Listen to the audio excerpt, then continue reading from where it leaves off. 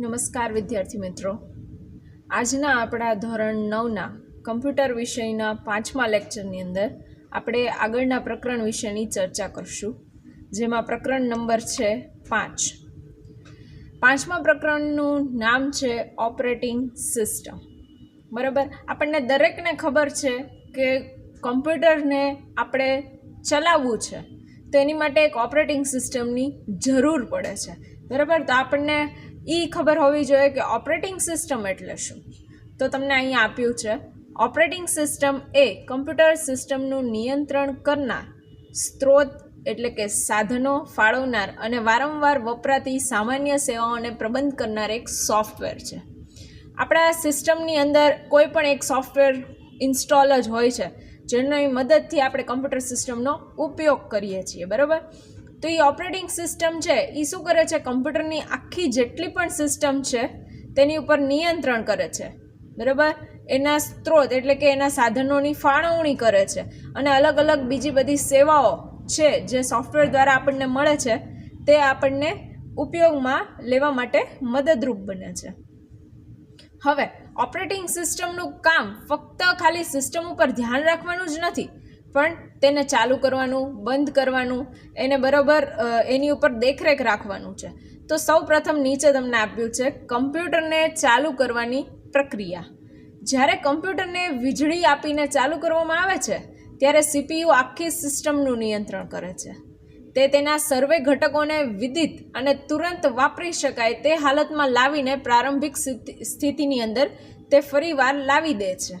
બરાબર, તો આ શું કહેવા માંગે છે કે કમ્પ્યુટર સિસ્ટમ છે એને આપણે ચાલુ કરવી હોય તો આપણને બધાને ખબર છે, સૌપ્રથમ આપણે વીજળીનો આપણે ઉપયોગ કરીને તેને ચાલુ કરીએ છીએ.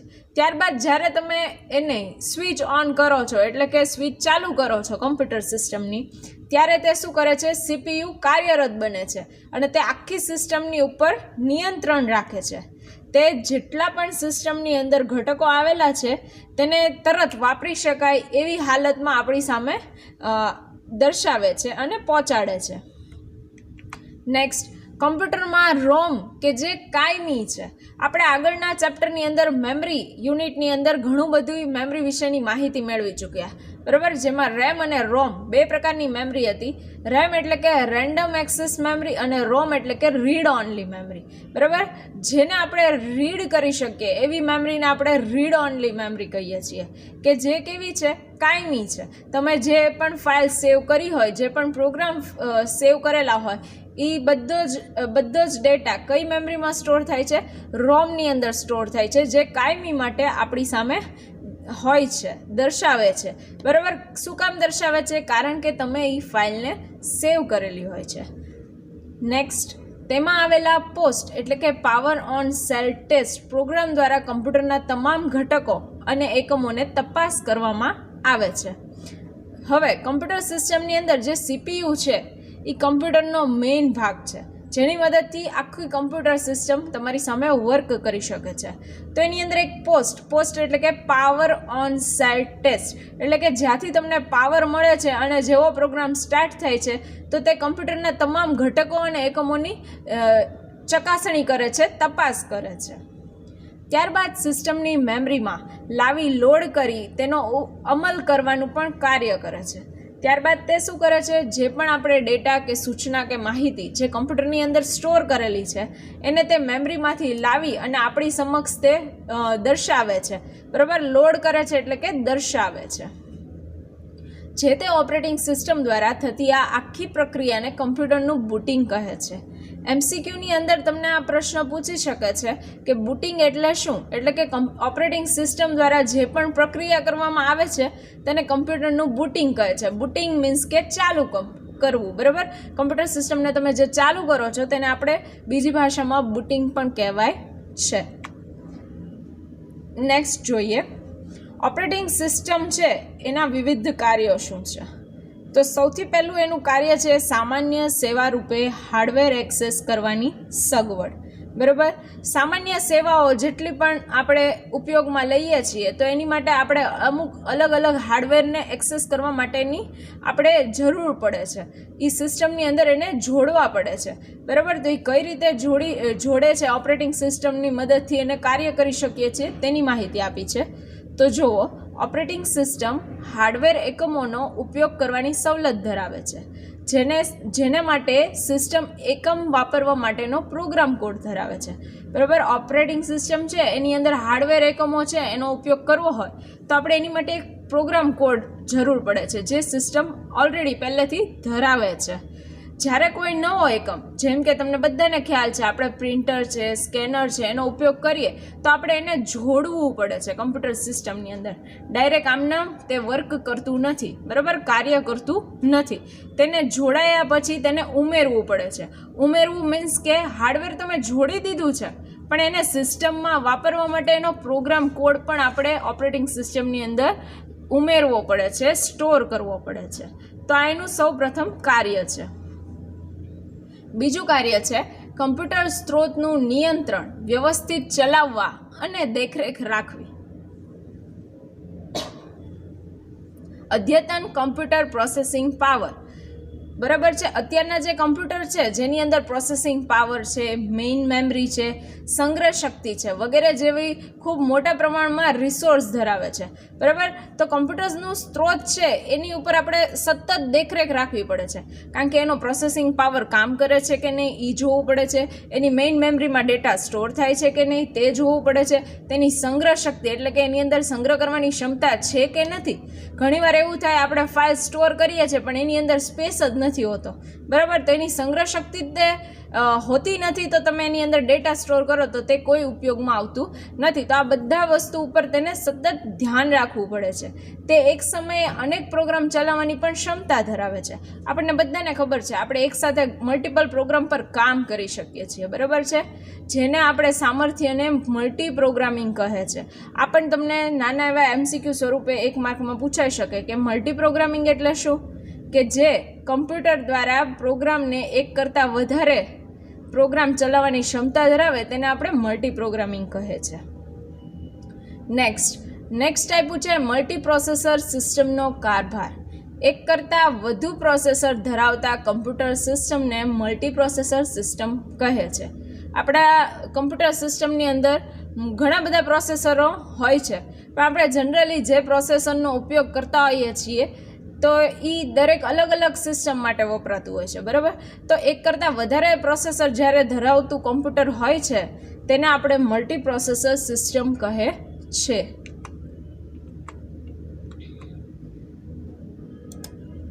નેક્સ્ટ આપણે જોઈએ તો ચોથું છે પ્રોગ્રામનો અમલ, ચાલુ કરવો અને બંધ કરવો.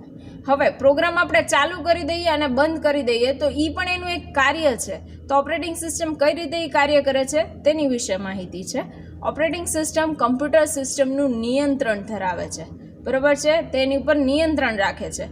તે પ્રોગ્રામને આપણે બીજી ભાષામાં શેલ તરીકે પણ ઓળખીએ છીએ. આની વધારે આગળ ડિટેલ માહિતી તમને આની પછીના ટોપિક પર આપેલી જ છે. અત્યારે આપણે અહીંયા જોઈએ તો પ્રોગ્રામ એટલે કે શેલ દ્વારા ઉપયોગકર્તાને સિસ્ટમ વાપરવા માટેનો યુઝર ઇન્ટરફેસ પૂરો પાડે છે. આપણા સિસ્ટમની અંદર યુઝર ઇન્ટરફેસ આપેલું હોય છે જેમાં 2 પ્રકારના યુઝર ઇન્ટરફેસ હોય છે જેની મદદથી આપણે પ્રોગ્રામને અલગ રીતે વાપરી શકીએ છીએ. બરાબર છે. અને તે ઉપયોગકર્તાની માંગણી જાણીને પ્રોગ્રામ ચાલુ કે બંધ કરવાની પણ જરૂર હોય તો તે મુજબનું કાર્ય કરે છે. કોણ તે મુજબનું કાર્ય કરે છે? Operating system. 5મું છે મેમરી એક્સેસનું નિયંત્રણ. મેમરીના જે તે ભાગ પર પડેલ ડેટાનો ઉપયોગ કરવાના કાર્યને મેમરી એક્સેસ કહે છે. તમે કોઈ પણ ફાઇલ સેવ કરીને ગયા છો થોડા દિવસ પહેલાં અને પછી તમે એને ફરી શરૂ કરો છો તો એ ડેટાનો જે પડેલો ડેટા જૂનો છે આપણો એની ઉપર આપણે જે કામ કરીએ છીએ, ઉપયોગ કરીએ છીએ તે ક્યાંથી આપણને ઉપયોગી થાય છે? તો છે મેમરી એક્સેસની મદદથી. બરાબર. મેમરી એક્સેસ દ્વારા આપણે બધો ડેટા છે એનો ઉપયોગ કરી શકીએ છીએ. નેક્સ્ટ ટાઈપ છે એક જ સમયે અનેક ઉપયોગકર્તાઓને સેવા આપવી. કમ્પ્યુટરનો ઉપયોગ ફક્ત એક જ ઉપયોગકર્તા કરી શકે? સિંગલ સિસ્ટમ યુઝર એટલે કે સિંગલ યુઝર સિસ્ટમ દ્વારા નહીં. ફક્ત એક જ ઉપયોગકર્તા કરી શકતું નથી, તે એકસાથે અનેક ઉપયોગકર્તા પણ કમ્પ્યુટર સિસ્ટમનો ઉપયોગ કરી શકે છે, જેને આપણે મલ્ટી યુઝર સિસ્ટમ પણ કહી શકીએ છીએ, બરાબર. તો આવી રચના પણ ક્યાં હોય છે? ઓપરેટિંગ સિસ્ટમની અંદર. સાતમું છે સલામતી પૂરી પાડવી. આધુનિક ઓપરેટિંગ સિસ્ટમ, આધુનિક એટલે કે અત્યારની ઓપરેટિંગ સિસ્ટમ કેવી છે? અલગ અલગ સલામતી તમને પૂરી પાડે છે.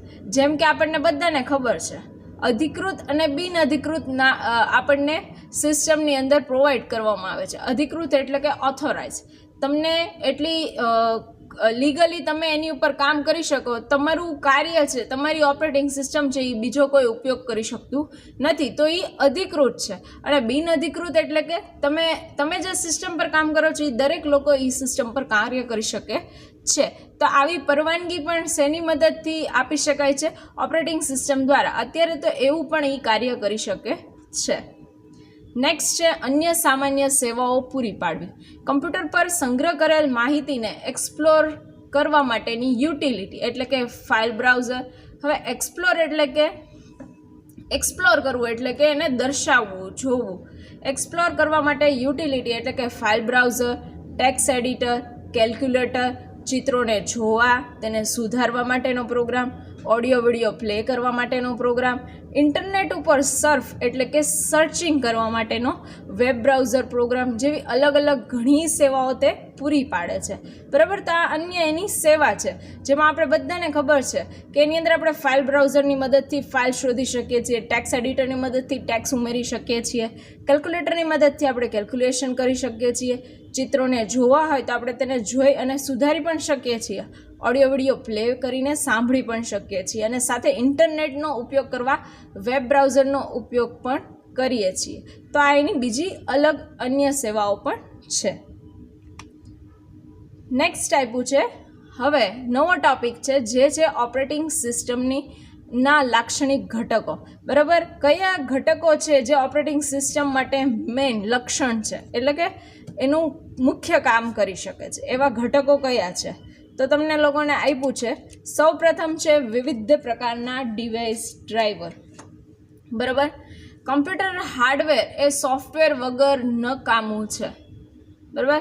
કમ્પ્યુટરના હાર્ડવેર છે, તો હવે પ્રશ્ન એ થાય હાર્ડવેર એટલે શું ને સોફ્ટવેર એટલે શું? ફરીવાર આપણે આગળના પાઠનું રિવિઝન આની અંદર થતું જાય છે. તો હાર્ડવેર એટલે કે જેને તમે જોઈ પણ શકો અને અડી પણ શકો, સાદી ભાષામાં કહીએ તો તે હાર્ડવેર છે. તો હાર્ડવેરમાં શું આવી જાય છે? કીબોર્ડ છે, માઉસ છે, બરાબર. તો એ બધા હાર્ડવેર છે. તમે જે પણ સિસ્ટમ સાથે જોડેલા છે તે બધા હાર્ડવેર છે. જ્યારે સોફ્ટવેર એટલે સોફ્ટવેરને ફક્ત જોઈ શકાય છે, તેને અડી શકાતો નથી. તમે કમ્પ્યુટર સ્ક્રીનની અંદર જે પણ સિસ્ટમ પર કામ કરો છો તેને સોફ્ટવેર કહેવાય છે. તો હાર્ડવેર જ્યાં સુધી ન હોય ત્યાં સુધી સોફ્ટવેર કેવો છે? નકામો છે. તમે કીબોર્ડ ને માઉસની મદદથી તમે સોફ્ટવેરને ઓપરેટિંગ જ ન કરી શકો તો તે કાંઈ કાર્ય કરી શકતું નથી. તો ડિવાઇસ ડ્રાઈવરના નાના નાના પ્રોગ્રામ છે કે જે ડિવાઇસને વાપરવા માટે અનિવાર્ય છે. અલગ અલગ જે ડિવાઇસ છે તમે જે જોઈન્ટ કરો છો, હાર્ડવેર જોઈન્ટ કરો છો, બરાબર. તો પ્રોગ્રામને ચલાવવા માટે નાના નાના જે પ્રોગ્રામ છે એને અલગ અલગ ડિવાઇસમાં વાપરવાનો ઉપયોગ આપે છે, એટલે કે વાપરવા માટે તે ઉપયોગી છે. એ એનો મેઇન ઘટક છે જેને ડિવાઇસ ડ્રાઈવર તરીકે ઓળખવામાં આવે છે, જે વિવિધ પ્રકારના હોય છે, બરાબર. ફક્ત એક પ્રકારનું ડિવાઇસ ડ્રાઈવર હોતું નથી. એની નીચે તમને આપ્યું છે કર્નલ. કર્નલ છે એ ઓપરેટિંગ સિસ્ટમનો હાર્દ ભાગ એટલે કે મુખ્ય ભાગ છે. જેમ કે આપણે કેમ આપણો હાર્દ ભાગ આપણે હૃદય છે જેમ કાર્ય કરે છે, એમ એવી જ રીતે કર્નલ છે એ પણ ઓપરેટિંગ સિસ્ટમને હૃદય જેવું કાર્ય કરીને આપે છે. તો જેમાં આપણે ચાવી રૂપે અલગ અલગ ઘણું કાર્ય કરી શકીએ. તો જેવા કે નવું હાર્ડવેર જોડવું, તેનું એક્સેસ કરવું, લોડ કરવા, એની ઉપર નિયંત્રણ કરવું, સાધનોની ફાળવણી કરવી, તેનું સંચાલન કરવું, પ્રોગ્રામ ચાલુ કે બંધ કરવો, પછી સીપીયુ ઇનપુટ અને આઉટપુટ કરવું, બરાબર. મેમરીનું સંચાલન કરવું. તો આ બધું કામ કેમાં થાય છે? કર્નલની અંદર, બરાબર. કર્નલ એ સીપીયુની અંદર આવેલું હોય છે, જેની મદદથી ઓપરેટિંગ સિસ્ટમની અંદર કાર્ય કરી શકીએ, હાર્ડવેર જોડી શકીએ, તેનું નિયંત્રણ કરી શકીએ, બધા સાધનોનો આપણે ફાળવણી કરીને ઉપયોગ કરી શકીએ, અને પ્રોગ્રામને ચાલુ બંધ કરીને આપણે ઇનપુટ અને આઉટપુટનો ઉપયોગ કરીને મેમરીનું સંચાલન પણ કરી શકીએ. નેક્સ્ટ છે શેલ. બરાબર. શેલ મીન્સ કે એક વન ટાઈપ ઓફ પ્રોગ્રામ તમે કરો છો તો પ્રોગ્રામ માટે આપણે બે યુઝર ઇન્ટરફેસનો ઉપયોગ કરીએ છીએ, બરાબર, જે તમને અહીંયા આપ્યો છે. કર્નલ એ ઓપરેટિંગ સિસ્ટમમાં ન દેખાતો ભાગ છે, જે આપણને દેખાતો નથી. જ્યારે શેલ છે એ સૌથી વધુ દ્રષ્ટિગોચર થતો ભાગ છે, એટલે કે એકદમ દેખાતો, સ્પષ્ટ રીતે દેખાતો એક ભાગ છે, જેના બે યુઝર ઇન્ટરફેસ છે. તો સૌથી પહેલું છે કમાન્ડ લાઇન ઇન્ટરફેસ, બરાબર. કમાન્ડ લાઇન ઇન્ટરફેસ છે એ કઈ રીતે ઉપયોગમાં લેવાય છે? તો જેમાં આપણે પ્રોગ્રામની અંદર લાઇનમાં કોડિંગ કરવું પડે છે. કોડિંગ મીન્સ કે એને કમાન્ડ આપવો પડે છે. જેમ કે આપણે લોકો જમવા બેસીએ છીએ અથવા તો કોઈ પણ કાર્ય કરતા હોઈએ છીએ તો આપણું મગજ કેમ આપણને કમાન્ડ આપે છે કે તારે આની પછી આ કામ કરવાનું છે, બરાબર. એવી જ રીતે આપણે પણ પ્રોગ્રામની અંદર અલગ અલગ કમાન્ડ આપવા પડે છે. એ રીતે કમ્પ્યુટરની અંદર ઓપરેટિંગ સિસ્ટમ કાર્ય કરે છે. જ્યારે ગ્રાફિકલ યુઝર ઇન્ટરફેસ છે બીજું, એ કઈ રીતે કાર્ય કરે છે? તમે ડાયરેક્ટ કીબોર્ડ અને માઉસની મદદથી એનું ગ્રાફિકલ આખું રેડી જ હોય છે. જેમ કે તમે લોકો બધા પ્રોગ્રામ છે જેની અંદર ઉપર તમને ટૂલ બાર, સ્ટેટસ બાર, બરાબર છે, વચ્ચે સ્ક્રીન આપી હોય છે, એટલે કે મહત્વનો જે યુઝ કરવાનો જે તમને એરિયા વચ્ચે આપ્યો હોય છે, જેની મદદથી તમે ઉપરના અલગ અલગ ટૂલ બારનો છે અથવા તો ટાઇટલ બારની મદદથી આપણે અલગ અલગ નામ આપીએ છીએ. તો આ બધું એક ગ્રાફિકલ યુઝર ઇન્ટરફેસ છે, બરાબર. તો આ પ્રકારનો પ્રોગ્રામનો પણ ઉપયોગ કરી શકીએ છીએ. નેક્સ્ટ આપ્યું છે ફાઇલ સિસ્ટમ. ફાઇલ સિસ્ટમ છે એ સેકન્ડરી સ્ટોરેજ છે, જેની અંદર પણ બે પ્રકારના ઇન્ટરફેસ પ્રોવાઈડ કરવાય છે. એટલે વન ટાઈપ ઓફ ઇન્ટરફેસ નથી, પણ એનો ઉપયોગ છે કે બે પ્રકાર રીતે ફાઇલની સિસ્ટમનો તમે ઉપયોગ કરી શકો છો. એક તો ફાઇલ સ્વરૂપે અને બીજું ડિરેક્ટરી સ્વરૂપે, બરાબર. ફાઇલને ફક્ત સ્ટોર કરો છો તો તમે ડોક્યુમેન્ટની અંદર અલગ અલગ ફાઇલ કે પ્રોગ્રામ સ્ટોર કરો છો. જ્યારે ડિરેક્ટરી છે જે એકની અંદર બીજીની અંદર ત્રીજી, એવી રીતે આપણે ડિરેક્ટરીની અંદર ફાઇલ અને ફોલ્ડર સેવ કરીએ છીએ, બરાબર. બધાને ખ્યાલ હશે આપણે અલગ અલગ ડિવાઈડર આપી દીધા હોય છે. સી ડ્રાઈવ છે, ડી ડ્રાઈવ હોય છે, ઈ ડ્રાઈવ હોય છે. તો એની અંદર આપણે એક એક ડિરેક્ટરી બનાવીએ. જેમ કે મેઇન ડિરેક્ટરી બનાવી એની અંદર આપણે અલગ અલગ ફાઇલ છે, પ્રોગ્રામ છે, બરાબર, ફોલ્ડર છે, એને સ્ટોર કરીએ છીએ. તો ફાઇલ અને ડિરેક્ટરી સ્વરૂપે તેને આપણે ઉપયોગ કરી શકીએ છીએ. નેક્સ્ટ, હવે ઓપરેટિંગ સિસ્ટમનો ઉપયોગ છે એ કયા કયા કમ્પ્યુટિંગ ડિવાઇસમાં થાય છે એના વિવિધ પ્રકારો તમને દર્શાવ્યા છે. તો સૌથી પહેલું તમને આપ્યું છે સુપર કોમ્પ્યુટર. સુપર કોમ્પ્યુટર છે તેની ઝડપ 1 સેકન્ડમાં અબજો લાખ જેટલી હોય છે, બરાબર, જે પ્રક્રિયા કરવા માટે સક્ષમ છે. પરંતુ તેની અંદર શું થાય છે કે આપણે લોકો કમ્પ્યુટરને જે નિર્ણાયક પાસું છે એ બે રીતે કાર્ય કરે છે. એક આદર્શ એની કાર્યક્ષમતા છે અને બીજું 1000 પ્રોસેસર વડે તે ડેટાને ઉપયોગમાં એટલે કે વિતરણ કરવાનું પણ કાર્ય કરે છે. એટલે કે આ ઝડપી કોમ્પ્યુટર છે સુપર કોમ્પ્યુટર. બીજું કોમ્પ્યુટર તમને આપ્યું છે main frame computers. Super computer પછીની જે શ્રેણી આવે છે તેને મેઇન ફ્રેમ કોમ્પ્યુટર તરીકે ઓળખવામાં આવે છે, જેમાં ઊંચા સ્તરના વિશ્વસનીય અને ઉપલબ્ધતા પ્રાપ્ત થાય છે, જેમાં આપણે મશીનના દરેક ભાગને વાપરવા માટેના ઘટકોને ઉપયોગ કરી શકીએ છીએ. તેનું બીજું કાર્ય એ છે કે જ્યારે તે ઘટક બંધ થઈ જાય છે ત્યારે તેના કાર્યની જવાબદારી તે પોતે જાતે લઈ લે છે. નેક્સ્ટ આપ્યું છે સર્વર કોમ્પ્યુટર. સર્વર કોમ્પ્યુટર અને તે અલગ અલગ ક્લાયન્ટ કોમ્પ્યુટર સાથે જોડાયેલું હોય છે. જેમ કે હું તમને સમજાવું તો એક મેઇન કોમ્પ્યુટર છે એની સાથે તમે બીજા 5 કોમ્પ્યુટર જોડેલા છે. તો તમે જે 5 કોમ્પ્યુટર સિસ્ટમની અંદર જે પણ કાર્ય કરતા હો તે મેઇન કોમ્પ્યુટર એટલે કે સર્વર કોમ્પ્યુટર સાથે જોડાયેલું હોવાથી તમે જે કાર્ય કરો છો તે તમારા સર્વર કોમ્પ્યુટરની અંદર જોઈ શકો છો. તેના પણ અલગ અલગ ઘણી લાક્ષણિકતાઓ છે. જેમ કે કાર્યક્ષમતા એની એકદમ સારી છે, તે વિશ્વસનીય છે કે જેની મદદથી તમે 5 કોમ્પ્યુટરની અંદર જે પણ આડું કાર્ય કરતા હો તે તમે સર્વર કોમ્પ્યુટર દ્વારા જોઈ શકો છો. પછી હયાત સોફ્ટવેર સાથેની સુસંગતતા એટલે કે જે પણ સોફ્ટવેરમાં તમે કામ કરો છો તેની સાથે તે એક લિંક થઈ જાય છે એટલે કે સંલગ્ન થઈ જાય છે. બીજું છે આખું કોમ્પ્યુટર કરતાં જરૂર મુજબ ઘટકો ઉમેરીને કાર્યક્ષમતા કરવાની પણ તે વધારો કરે છે, બરાબર છે. એક કરતાં આપણે વધારે ઘટકોને ઉમેરીને પણ આની અંદર કાર્ય કરીએ છીએ. જેમ કે સર્વરની અંદર તમે 5 કોમ્પ્યુટર, 10 કોમ્પ્યુટર, 15 કોમ્પ્યુટર, એક કરતાં પણ વધારે કોમ્પ્યુટર જોડીને તમે એની અંદર કાર્ય કરી શકો છો. નેક્સ્ટ છે હાઈ એન્ડ વર્ક સ્ટેશન, જેની અંદર આપણે અલગ અલગ મલ્ટીમીડિયાનો ઉપયોગ કરીએ છીએ, બરાબર છે. આનો ઉપયોગ જનરલી આપણે લોકોને રેડિયો સ્ટેશનની અંદર થાય છે. પછી તમે મૂવી બનાવો છો તો એની અંદર થાય છે. 3D ઇફેક્ટ એટલે કે 3D વિડીયોઝ જોવા માટે થાય છે, જેમાં એનિમેટેડ મૂવી છે. કમ્પ્યુટર એડેડ ડિઝાઇન છે, એટલે કે આખી ડિઝાઇન કરીને જે તમારી સામે દર્શાવવામાં આવે છે તેની માટે આપણે આ હાઈ એન્ડ વર્ક સ્ટેશનનો ઉપયોગ કરીએ છીએ, જેની માટે આપણે સખત એટલે કે પુષ્કળ પ્રમાણમાં પ્રોસેસિંગ પાવર એટલે કે સતત પાવરની જરૂર પડે છે. બીજું, તેની અંદર મેમરી પણ એટલી જ જરૂરી છે અને ડિસ્કની જગ્યા અને નેટવર્કનો પણ ઉપયોગ ખાસો જરૂરી બને છે. એટલે આપણને બધાને ખ્યાલ જ છે, આપણે કોઈ પણ 3D ઇફેક્ટ છે કે કાંઈ પણ આપણે બનાવવું છે તો અને સાથે એને અપલોડ કરવું છે તો આપણે નેટવર્કનો પણ ઉપયોગ કરવો પડે છે. નેક્સ્ટ આપ્યું છે પર્સનલ કમ્પ્યુટર્સ, જેનો ઉપયોગ આપણે લોકો કરીએ છીએ. આપણે લોકો જે પણ પ્રકારના કમ્પ્યુટરનો ઉપયોગ કરીએ છીએ તેને આપણે પર્સનલ કમ્પ્યુટર કહેવાય છે, જે આપણે પર્સનલી કામ માટે પણ કરી શકીએ છીએ.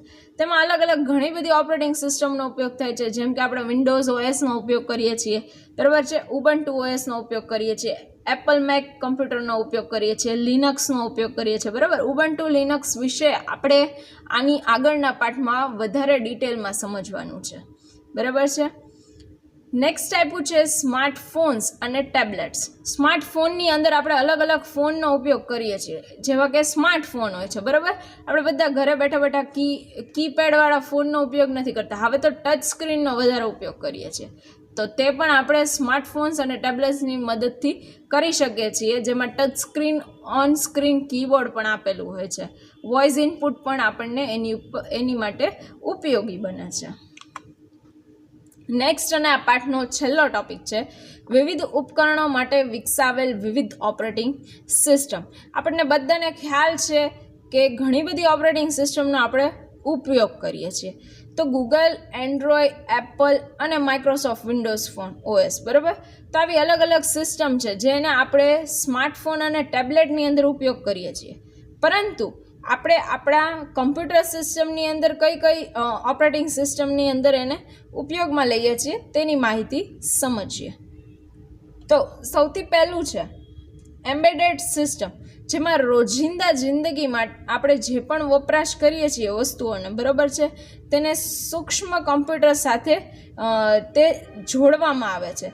જેમ કે ઔદ્યોગિક યંત્રો છે, કાર છે, એન્જિન છે, ટીવી છે, સેટટોપ બોક્સ છે, તમે ડીવીડી પ્લેયર છે, વોશિંગ મશીન છે, માઇક્રોવેવ ઓવન છે. તો આની અંદર પણ નાની નાની ઓપરેટિંગ સિસ્ટમ હોય છે, બરાબર, જે કમ્પ્યુટરની મદદથી કામ નથી કરતી, પણ તે ઓટોમેટિક એની અંદર ઓપરેટિંગ સિસ્ટમની મદદથી કામ કરે છે.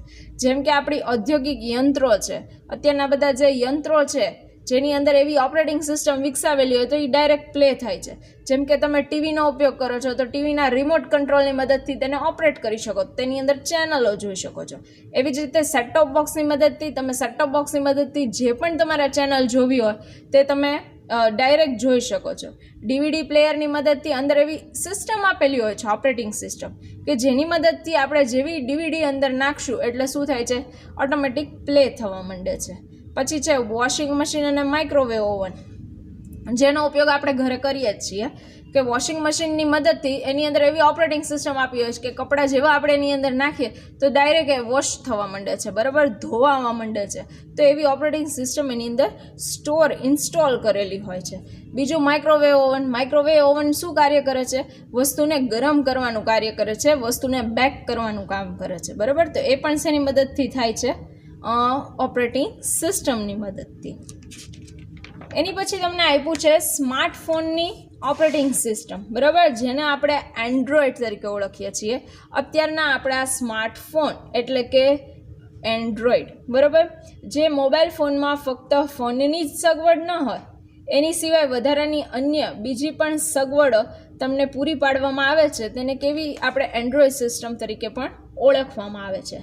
જેમાં આપણે મ્યુઝિક પ્લેયર છે, વિડીયો પ્લેયર છે, સાદી રમતો છે, મર્યાદિત વેબ બ્રાઉઝિંગ છે, પછી થર્ડ પાર્ટી એપ્લિકેશનનો પણ ઉપયોગ કરીએ છીએ, જેને આપણે one type of feature phone તરીકે પણ ઓળખીએ છીએ.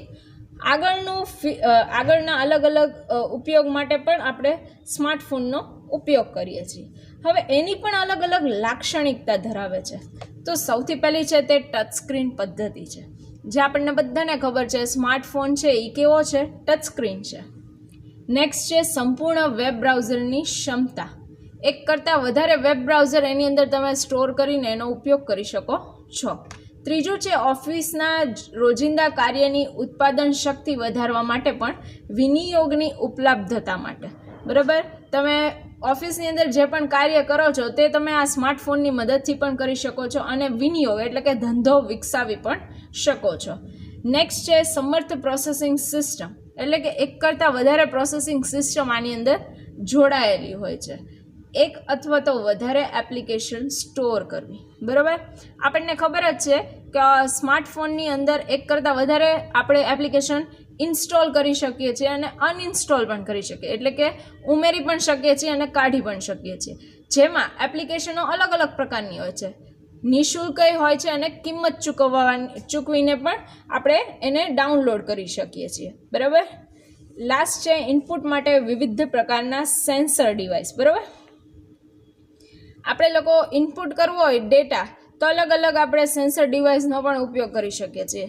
જેમ કે તમે પેનડ્રાઈવની મદદથી અથવા તો ડાયરેક્ટ કમ્પ્યુટર સિસ્ટમની અંદર પણ એ જોઈન્ટ કરી શકો છો, ઇનપુટ કરી શકો છો. હવે એન્ડ્રોઈડના સ્માર્ટફોન્સ છે એવી જ રીતે ટેબ્લેટ પીસી પણ કેવું છે, નિઃશુલ્ક અને ઓપન સોર્સ સિસ્ટમ છે, જેની અંદર આપણે અલગ અલગ રીતે એનો પણ એન્ડ્રોઈડ સિસ્ટમમાં ઉપયોગ કરીએ છીએ. તો એની પણ લાક્ષણિકતા છે કે ટચસ્ક્રીન સ્માર્ટફોન્સ પણ હોય છે અને ટેબ્લેટ પણ હોય છે. તે ફોન સ્થાન માહિતી છે, એટલે કે આપણે કોઈને પણ ફોન લગાડીને એની સાથે વાતચીત કરી શકીએ છીએ. પછી ગતિ સેન્સર છે, ગતિ સેન્સર એટલે કે એની સ્પીડ તમે જોઈ શકો છો. પછી તારહીન નેટવર્ક, એટલે કે એની મદદથી આપણે નેટવર્કનો ઉપયોગ કરી શકીએ છીએ. વોઇસ અને વિડીયો કોન્ફરન્સિંગ કરી શકીએ છીએ. ટેક્સ્ટ મેસેજની સુવિધા છે, ઇન્ટરનેટને એક્સેસ કરી શકીએ છીએ. વેબકાસ્ટ અને પ્રોડકાસ્ટ, એટલે કે આપણે ઇન્ટરનેટ ઉપર કોઈ પણ વસ્તુ અપલોડ કરી શકીએ છીએ અને જોઈ પણ શકીએ છીએ. સાથે સાથે આ સિસ્ટમની અંદર આપણે લાઈવ ટીવી પ્રોગ્રામ અને ચેનલ્સ પણ જોઈએ છીએ અને એક કરતાં વધારે એપ્લિકેશનનો એના અલગ ઉપકરણો હતા કે જેની મદદથી આપણે ઓપરેટિંગ સિસ્ટમને વધુ વિકસાવીએ છીએ અને અત્યારે એનો વધારે ઉપયોગ કરીએ છીએ. તો આ પાઠની અંદર આપણે ઓપરેટિંગ સિસ્ટમ વિશે ઘણી બધી માહિતી મેળવી. હવે આગળના પાઠ વિશેની માહિતી આપણે નેક્સ્ટ લેક્ચરમાં મેળવશું. ત્યાં સુધી આભાર વિદ્યાર્થી મિત્રો.